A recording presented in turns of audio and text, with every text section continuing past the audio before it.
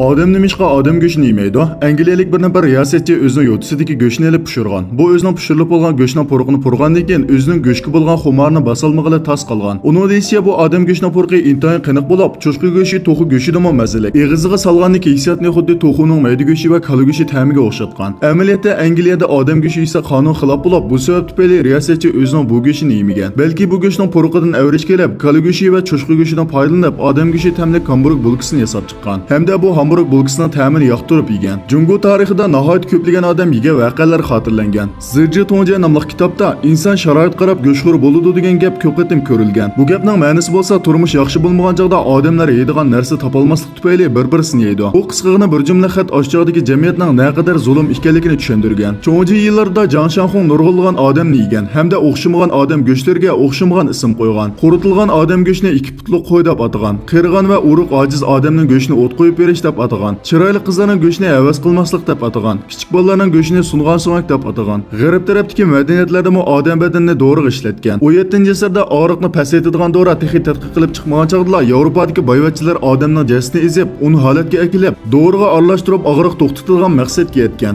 Bu bosh og'riqla emas, balki qondagi mayga so'ngakka foyda qilgan. Yana cho'ng-kichik kasallarga mu davo bo'lgan. Hozirgi fan texnikaning taraqqiy qilishiga ergishib, dorilar mu taraqqiy qilmoqda. Bunday texnika allabirun jamiyatdan shalinib ketib bo'ldi. Hamda bu xil usullar aslida foyda qilishiga to'g'riliq hech qanday fan texnikalik ilmiy asosi yo'q. Amsa biz so'rab boqaylik, nimishqa odam go'shti yeyishga bo'lmaydi? Bizning jamiyatga adab axloqimiz qonun ruxsat qilmasligidan sart odam go'shti yeyishmi bir xil o'zimizga ziyonkashlik qildigan qilmish. Odamning qinida intanjiq mikrob bor bo'lib, aydis jigar yog'i qatorliq kasallar bor. Navoda siz bu xil kasal bor odam go'shtini yeysangiz, undaqda shu hamon bu xil kasallar sizning badaningizda ma'lum bo'ladi. Jinparda yashaydigan kaysun odami o'zining atrofidagi hamma tuqqanlarning mingisini va badanini yeydi. Bu xil qilmish ularning jamiyatiga koli kasali yuqtirgan. Bunday kasal asosan xonim qizlar va kichik bolalarda ko'rilgan kasal. Chunki ular bu kishi yemagan odamlarning beshini yeydi. Bu xil kasal odamning kallasidagi ruhan zahar saqlash hujayrasida saqliqlik bo'lib, u kallangizdan asta-asta tuyushib ketishni o'ylaydi. Bu xil kasalga giribtor bo'lgan odamning misi xuddi yumshoq bulutga o'xshab qoladi. Bu xil kasal angdashlabda so'ngak va bo'g'imning og'rishini keltirib chiqaradi hamda pat-pat paytartish ahvollar ko'riladi. Bu kasal taraqqiy qilib oxirgi bosqichga kelganda muskul bo'shish, devanglashish degandek alomatlar ko'rilishga boshlaydi.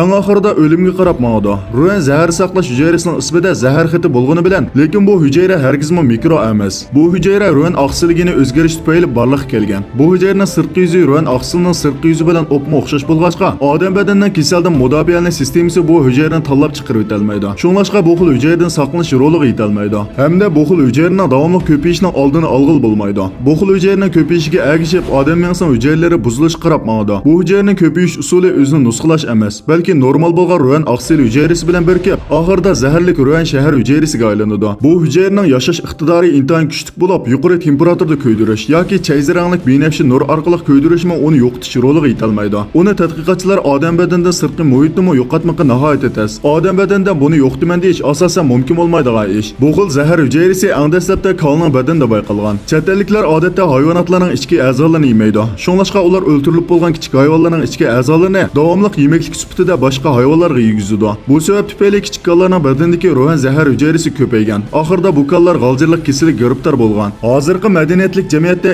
insonlarning go'shtini yemaydi. Lekin bunday ahvol aslida insonlar yana koli kasalning xatarga duch kelmoqda. Navoda insonlar bu hujayraning yig'ilib qolishi orqali g'aljirlik kasaliga giribtor bo'lgan kolning go'shtini yesa, yana bu koli kasaliga giribtor bo'ladi. Bu kasal shunda qo'rqinchli turibmi? Yana bizning hozirgi jamiyatimizda odam go'shtini yeydiganlar bor. Amerikada doktorlar bal tuqqan ayollarga o'zining bola xaltasini yetkazadi. Bu orqali badandagi hormon miqdorini tanishib, tug'utdan keyingi tashvishlanish kasalining oldini oladi. Hatto Amerikadagi ba'zi dori zavodlari bola xaltasini 10 holatga kelib, dorining ichiga aralashtirgan. Lekin biz yuqorida degandek bu xil usul odam badaniga foydali to'g'riliq hech qanday tadqiqot isbotlari yo'q. Hamda siz bu bola xaltasining odam badanining naridan paydo bo'lganligini, hatto bu xil hujayraning ichida qanday viruslarning bor ekanligini o'qib qolmaysiz. Tabiat dunyosida, hayvonot dunyosida o'xshash ikki hayvon bir-birini yeyishib ketadigan ahvollar mavjud. Bu chog'da o'ylab qolasiz, nimishqa tabiat dunyosida bu xil zaharli hujayra cho'ng ko'lamlik tarqalib ketmagan? Hayvonlarning o'tirisida bu xil zaharli hujayra tarqalib turadi. Buqi bilan qo'yning o'tirisida bu xil zaharli hujayra paydo bo'lgan. Lekin bu hayvonlarning ko'pincha o't cho'p yeydigan hayvonlar. Bir-birisining go'shtini olsa yeyishmaydi. Shunlashqa cho'ng ko'lamlik tarqalmagan. Endi go'shtxo'r hayvonlar qarasak, ular odatda bir-birisining go'shtini yeysimi, lekin bir-birisining kallasini yemaydi. Shunlashqa bunday kasalning tarqalishining nisbati pasaygan.